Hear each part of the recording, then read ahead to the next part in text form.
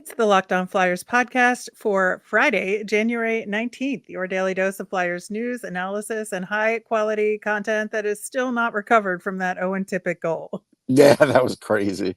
So good. We're going to talk about that. We're going to talk about the complete game against the Dallas Stars, plus preview the next game against the Colorado Avalanche and look beyond, all on today's show. You're Locked On Flyers, your daily podcast on the Philadelphia Flyers. Part of the Locked On Podcast Network, your team every day.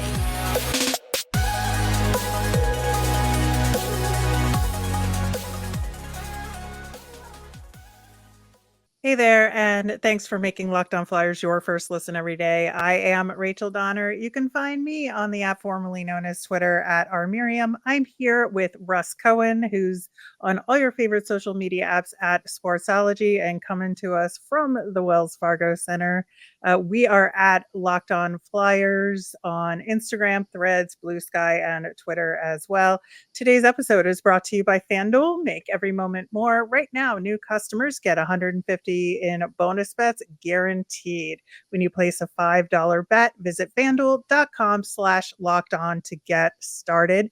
You can find us over on YouTube. We're on the SiriusXM app or anywhere you listen to podcasts. Subscribe to get our latest episode as soon as it's available here on the Locked On Podcast Network, your team every day. So Owen Tippett has goals in 6 out of the last 7 games, Russ. Yeah, he's picked it up. I mean, he has, post game, he was talking about the team having a lot of confidence, him having a lot of confidence. I also was kind of thinking, and I was talking to this with a few people in the press box. I think the Flyers play better defensively in front of Urson. And I do think right now it's that backup goalie mentality. And I'm not calling Urson the backup, but I'm just saying he kind of is still until said otherwise. And I do feel like they play stronger games with him in net because they also feel like he's not going to give up any rebounds, where Hart sometimes does, although Hart's got other attributes that are great too. But I do feel like that's a thing now. Yeah, it is interesting because when you look at the Dallas Stars, we in our preview, we're like, oh my God, there's this guy and this guy and this guy we got to watch out for. And, it took until midway through the second period before the Stars even got anything going. Yeah, no question. And look, they're missing Heiskanen. He plays 27, 30 minutes sometimes. I get it. But they really did hold him down, though, in a lot of ways. And I didn't care that it was 20-1. I know everybody was gasping over that. What I cared about was just because even when it was 20-1, the Stars had scoring chances. They just didn't hit the net. Right. They were close. But I just, you could see that they were just better offensively. They just had more to it offensively. And they weren't going to be denied on that. And that's a big deal. And I just feel like the better, the more saves Urson made, the more confidence they got. I felt like he really helped their confidence grow because at 2-1, who knows, right? It could go either way. And then I feel like, when they started the third period, they got that goal from Atkinson. It's a big goal, a power play goal, which is, now they're at least getting them once in a while. That's another thing. If they started to get that monkey off their back, they're also going to feel more confidence. Yeah, and I also thought it was, looking at that first period where it felt like, the ice was tipped way in the Flyers' direction because of that shot differential. But if you look at it, I think that Dallas did actually a good job defensively making the shots difficult for the Flyers. Yes. And that's why more of them did not go in. But a little ways into the second period, once the game opened up a little bit more and Dallas was doing that less, that's when the Flyers shot quality got better. And that's when the puck started going in the net. Yeah, no question. That was a big deal. And yeah, Dallas really didn't have an answer for it for most of the night. So that's a good thing for the Flyers. Again, Tippett, that's just, I made fun. I said it was a Ty Webb goal for people who don't know Ty Webb. That's from Caddyshack when he goes, nah. And just like anything would go in. He's like that hot right now where just anything's going to go in. So we all just looked at that like, yeah, that was a crazy goal. Like it would be hard to explain that goal and just doing it live. So yeah. That was fun. And yeah, they're having fun right now. So that's a big thing. But again, like we always say, other teams in the division are winning too. So they're going to have to keep winning. Yeah, and what's interesting is that I think, a little ways into the game, if you had said like what's going to be the most memorable thing about this game, you would have said that Morgan Frost pass. Right. Yeah, you would You have. You're know, right. and so I don't want to diminish what Morgan Frost did in this game because I think that he had a really solid game, coming away with 2 assists, and that one in particular was quite remarkable. Yeah, the one in particular, apparently they had been practicing in practice once in a while and saw it where there was a possibility in the game. But again, he's on the sideboard. He has to shoot it. He has to pass it between his legs to a spot on the ice, and the other guy has to get to that spot. And it's not the easiest Right. thing to do. And honestly, I think only about two guys on the Flyers could do it. Him and Konechny. I don't know if anybody else really is capable of doing it. Couturier could do stuff like that in front of the net, but not like that. And yeah, but Frost also was good. He was good. He was physical. He was really, extra amped up tonight. But again, this is why I never want to see the skill level of Morgan Frost out of the lineup, because he has another layer of skill that just other guys don't have. And you have to have that to win some of the games in the NHL. So, it's good that he's in there. Yeah, and good to have Sean Couturier and Jamie Drysdale back in Mm-hmm. the lineup. And I think, having Drysdale back, especially, you could just see the difference in the power play. Like you Sure. could see there was more of a chance that something was going to go and the opportunities were going to be better because of his calm presence out at the point. Yeah, no question about that. He's the way he moves the puck and passes it. He definitely makes more opportunities for guys. We'll see if it's slightly better, the power play. It still has room to go, and maybe he'll Yep. get him there. So that's something. It's nice for Atkinson to get the goal. The only thing I'm noticing on Atkinson, though, I don't think his shot has what used to be on it. So like when they feature him as a shot on the power play, I'm almost thinking there are better guys to go with at this point. Like, it's no offense to Cam, but maybe he should play down low or something where he can pick off a rebound, because I don't think his shot's fooling anybody anymore. Yeah, it's interesting because, obviously he's in a much better way than he was and, Yeah. getting back on the board again, proving that there could be some consistency to his game now, which is a good thing. But it's like using what he does well in the best way possible in order to make it, the most effective way to have him out there.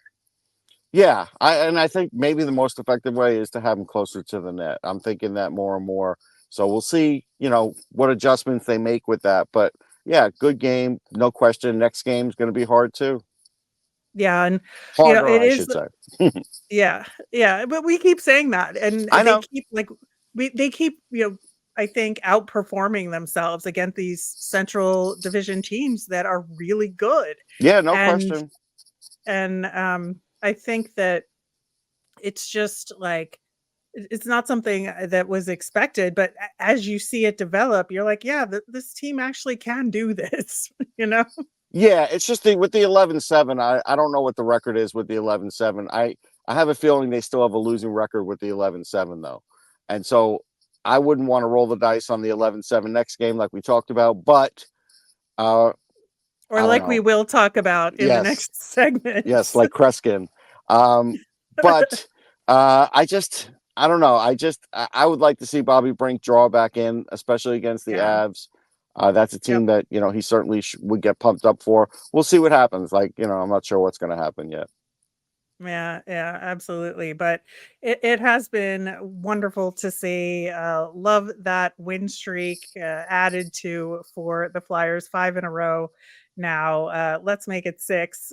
We are facing the Colorado Avalanche next, and we are going to talk about that team coming up.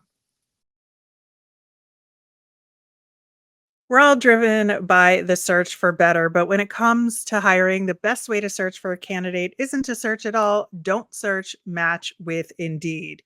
Use Indeed for scheduling, screening, and messaging so you can connect with candidates faster.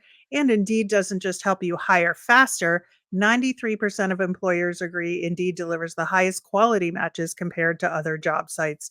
Leveraging over 140 million qualifications and preferences every day, Indeed's matching engine is constantly learning from your preferences, so the more you use Indeed, the better it gets. Listeners of Locked On Flyers will get a $75 sponsored job credit to get your jobs more visible at Indeed.com/locked on. Just go to Indeed.com/locked on right now and support our show by saying you heard about Indeed on Locked On Flyers. That's Indeed.com/locked on. Terms and conditions apply. Need to hire? You need Indeed. The NFL playoffs have been wild, and there's still time to get in on the action with FanDuel, America's #1 sports book.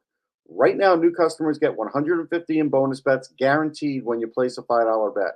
That's $150 in bonus bets, win or lose. The app is so easy to use, and there are so many different ways to bet, like live same-game parlays. Find bets in the new Explore tab. Make a parlay in the Parlay Hub, the best way to find popular parlays, and more. I'll tell you, for this week, I'm going to say be bold and take the Kansas City Chiefs in the money line over the Buffalo Bills. They can play in the cold weather. So visit FanDuel.com/locked on and make your first bet a touchdown. FanDuel, official partner of the NFL. Next week on the show, of course, we are going to talk about this very Flyers versus Avalanche game that we're about to preview, plus the second half of that back-to-back against the Ottawa Senators. We'll have our nemesis of the week on Monday and cover the rest of the Flyers action heading into the All Star break. So, Russ, the Colorado Avalanche, they are in second in the Central before last night's game. They played last night the same time as the Flyers versus Stars. We're talking about this before we know the results of that game. Sandwiched in between the Dallas Stars and the Winnipeg Jets. Jets have a couple games in hand, but Avs are playing well, 8-2 in the last 10. But the biggest news with the Avalanche is kind of an off-ice situation with Nichushkin entering the NHL substance program.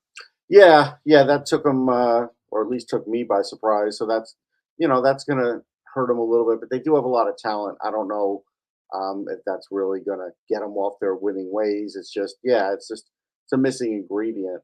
And Gabriel Landeskog, may end up playing this season. Like, he's starting to skate. So yeah, the teams that have to face the Avalanche when he's back in there, that could be something too, but that won't be this game. Right. Before last night's game in Boston, they won versus the Ottawa Senators, the Flyers' next opponent. Lost to the Habs, but then they won 3 in a row versus the Bruins. They shut out Vegas, and they won against the Leafs as well. So they've been playing very consistently, 8-2 in their last 10, like I said. And this is a team where I think at the beginning of this season, there were some question marks there. And could they keep up with the rest of the West? But I think they have proven that they can absolutely do that. Yeah, there's no question they can. I know people point to their save percentage and Georgiev. I still think Georgiev's an excellent goalie, and he has a lot of experience against the Flyers. If he were to play that game, the last time they played the Flyers, they played the backup. They could end up playing the backup again. But, we're not sure which way that's going to go. The thing is, something to keep an eye on. As we're recording, Cale Makar has a chance to be the fastest defenseman to ever score 300 points, faster than Bobby Orr, which is incredible. If he doesn't do it in the next game, if he's coming into the Flyers game needing to do it, I would watch out. I would watch out anyhow. The thing, right? I was gonna say, yeah. Because then he's going to try and get that, and the team's going to try and get it for him so they can move on too. The thing about this game is I expect Jamie Drysdale to be back for this game, but this is the game where you don't want him to be a rover. Because if he's a rover, he could be chasing Makar all over the ice. Like, this is a game where you need to have defensive zone structure. You can't play the Avalanche man to man. You can't. Not when one of the men is a giant like Rantanen and the other one is a linebacker like Nathan MacKinnon. Like, you can't do it. You got to play zone defense. You got to block shots, and you can't have one guy just playing whatever position he wants on the ice that he sees fit. In Drysdale, I don't think that's a good idea. Don't have him roving in this game. No, I don't think so either. I mean, he's going to some degree because that's his game, but I think that it would be wise for him to hold back a little bit because I think that in this game, the Flyers D and goaltending is going to be huge. If you look at certain stats for these teams, you look at the Avs shooting percentage super high, but they also, like the Flyers, take a ton of shots per game. They're in ninth in the NHL, 32.2. The Flyers are at 33.6. Um, and they're right next to each other in high danger chances for percentage rankings, but the Avs are way ahead in high danger chances for per 60, which means that for the percentage balancing out situation, the Flyers D and goaltending is doing a ton of the work there to balance out that high danger chance percentage for them. Right, right. But their D is really dynamic because you got Devin Taves and McCarr. Both those guys can score a lot. You've got Sam Girard who could score a lot, and Manson who's really no slouch. Um, Byram's not going to be in this game. Probably better for him since he was talked about in those trade talks with the Flyers. Right. So it's probably just better that he doesn't have to deal with that or answer anything about that. Flyers killer, no matter what team he's on. Miles Wood is Oh, on this team, and no I matter know. if he's on the third line or the fourth line, if he's playing, he is going to give the Flyers fits because I don't know what it is, but he looks like he's the fastest guy on the ice, and he gets these quick strike chances that I shake my head at every time. I know, and it's gonna be infuriating when we watch it happen because, Miles Wood is having a Yeah, season, for lack of a better word, 7 yeah. goals, 7 assists, but, could he rack up a couple against the Flyers? Absolutely. So I would keep an eye out for him. I also think, given everything that, on the good side of things for the Avs, I think it's really nice that Jonathan Drouin is finding some success Yeah. with the Avalanche, and he's benefiting obviously from being on a line with McKinnon and Mhm. Rantanen, but he's having himself, like, considering everything he's been through, he's got 25 points right now. I think that's pretty solid for him. I mean, he's adding more than I thought. I mean, I watched both those guys Yeah, play together in junior hockey on the same line, and that's a long time ago. And so, right. he's had a lot of turns in his career since then. But yeah, if he's back on track, that's a line that that has a lot of speed and skill. That's just one line that does it. Then if you get down Right. to the third line, Johansson's having a really nice year from a goal scoring perspective, and you Yeah. got Cogliano's speed and Kivaranta. While he's not doing a lot scoring wise, he's a big body, and so like Right. he does other things on that line, but Cogliano still has speed, and then like I said, you do have to watch out a little bit for Johansson. So they have three lines that could score. Right. And I think that that's going to be the key here is that, you know, I can see the Flyers wanting to go 11-7 against this team just because they're going to have to try and keep up and they're going to want fresher legs on defense here. But I just caution that because I think the matchups are going to be harder to figure out when you're 11-7 and you're like trying to figure out which two to send out. That it makes more sense to come up with solid pairings, in my opinion, against this team. But it does seem like an obvious 11-7 situation from what we know of the Flyers this season. It does. It does. Although, I would hate for Brink to sit this game too because I feel like this is one where, he's playing, against the Avalanche, clearly a team he watched when he was younger. He went to college in Denver. Like, this would be a game I think he would get very amped Yeah. up for. And I would like to see him, get a chance to do something against them, but I'm not sure that that's going to happen. We'll see. Right. And we talked a little bit about goaltending. The Flyers do have a much better save percentage overall. And I honestly don't think it matters which goaltender plays in this game. I'm sure it's going to be Carter Hart, Well, but now I think we know it's hard. yeah, but honestly, would not matter either way. And for me, Well, for me, it does. I really wanted Urson in this game because I felt like he might be able to frustrate him because he doesn't give up as many rebounds. Hart will. And the problem is, if Hart has one stick gaff, it's going to be in the back of the net against this team because chances are he's going to do it with somebody super skilled on the ice. Right. That's the worry that I would have with Hart against the Avalanche in this one. That's a fair point. I can see what you're saying there. Yeah, and for the Avs, I think Georgiev is going to get the start, Yeah. but we'll see what they decide to do there. In the meantime, the Flyers have a back-to-back this weekend. So on Sunday, they face the Ottawa Senators, who are just in a weird state right now.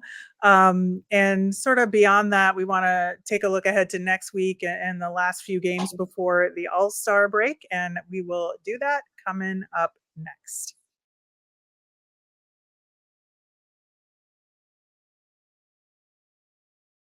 Locked On has launched the first ever national sports 24/7 streaming channel on YouTube. Locked On Sports Today is here for you 24/7, covering the top sports stories of the day with local experts of Locked On, plus our national shows like Locked On NHL, covering every league. Go to Locked On Sports Today on YouTube and subscribe.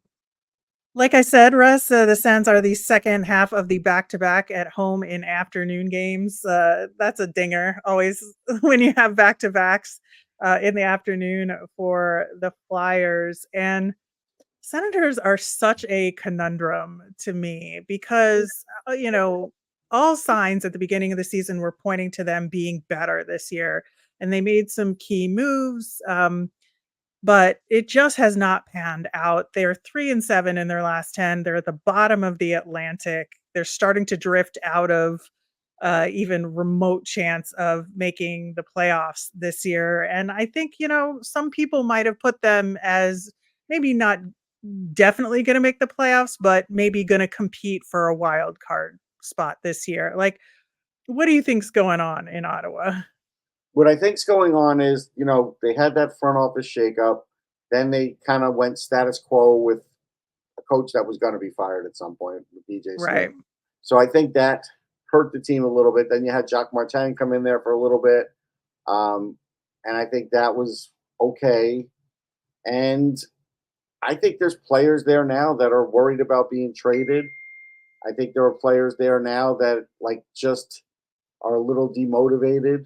And I think there's players there that are kind of like looking towards the future. I do. Yeah, it's always a weird sign when Chikrin was supposed to be like a central part of this team moving forward, and now there's trade rumors about him again. Tarasenko is rumored to be asked to waive a no trade clause. Mm-hmm. So, that is not a good sign. No, I mean, he's having a bad year. I mean, he's been having a bad year and change. So I don't think Tarasenko is the same guy anymore. So if he's in there, sure, he could be a little bit of a threat, but he doesn't want to be there. That's obvious. So he'll definitely be out. Now, Chikrin wants to be there. He likes playing in Ottawa. His dad goes and watches his games. Right. So I don't know what they're going to do about that one. That one, we'll see. I'm not sure about that. And then, they got this old timer there, Claude Giroux, who, probably doesn't want to Never heard of him. Probably doesn't want to do much against the Flyers. Nope, not at all. He had 3 assists in the game against the Avalanche recently. He's point a game player, just about 1 point down. But, he's a 36-year-old. Don't worry about him, folks. Yeah, that's going to be tough. It is always tough when he comes back into the building. Yeah. In some ways, I think, with him in Ottawa, it's easy to put him away on a shelf Right. and not really pay attention. Claude on the shelf. Yeah. Yeah. And just you remember the good days with him and that, he doesn't exist anymore. At least this is what I do. Maybe this is just me. But This sounds like you, but probably a few other people too. Yeah, but then when he comes back in the building, you're like, oh right, he's still playing, and all these emotions come back, and so it's tough. But I'm sure it's tough for him too, but he uses it as motivation because that's who he is. Right. There's no question he's going to use it as motivation. There's no question he's going to want to play his best game. He will actually try and buddy up with the other guys so then he could, have a better game. Try and get them off their game. There's no question he will do all those things. Yeah, absolutely. So, yeah, I think that's going to be an interesting matchup. And I just want to make sure that the Flyers don't have a come down because they're facing all these tough teams in the Well, that's Central, a and trap then game. There's no question after coming yeah, off the games they're going to be that will be a trap game. Like that is the mental exhale kind of game that exists. right, That you have to see how they handle it. And I don't know who Ottawa's going to put in net, but if they put in Matt Sogard, like he's off to a little bit of a rough start, and that's fine. He's a prospect goalie still. He's a little bit older right. than the regular one, but he's 6'7", and you never know what a 6'7" can do to mess you up with your shots and your shot selection and everything else. As an example, if Owen Tippett's going to go down and try that, move down the side and try and shove it short side. Well, it's a 6'7" guy now. You're trying to do that with. Yeah, he can just poke check it away. Right.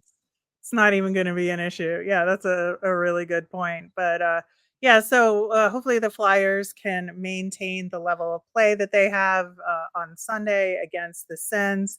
Then looking ahead to next week, the last games before the bye week, they're going to face a string of tough opponents in Tampa, Detroit, and Boston. So it does not let up before the break.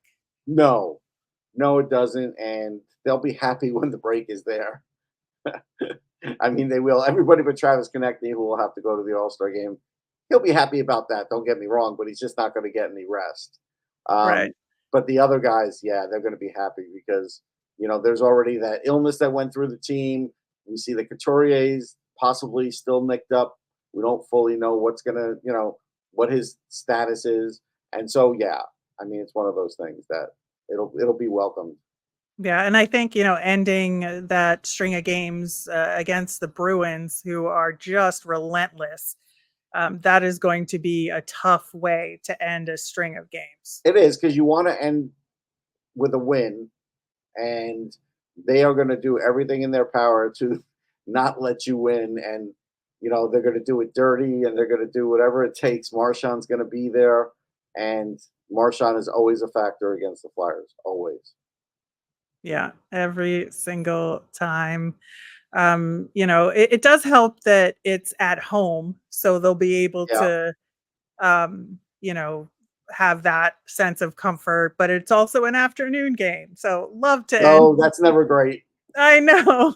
So a lot of Actually, afternoon. everything's an afternoon game lately, which is crazy Yeah, to me.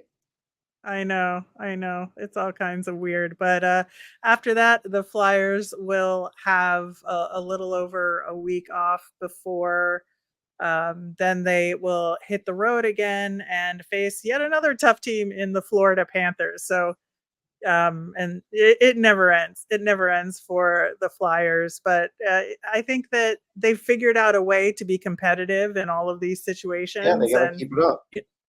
they got to keep it up. But it's a lot of fun to watch. All right, that will do it for today's show. Of course, on Monday, we'll recap the weekend games that we just talked about. We'll have our nemesis of the week as well. As a reminder, we always want to hear from you. So if you've got mailbag questions, you can send them in via Twitter at Lockdown Flyers.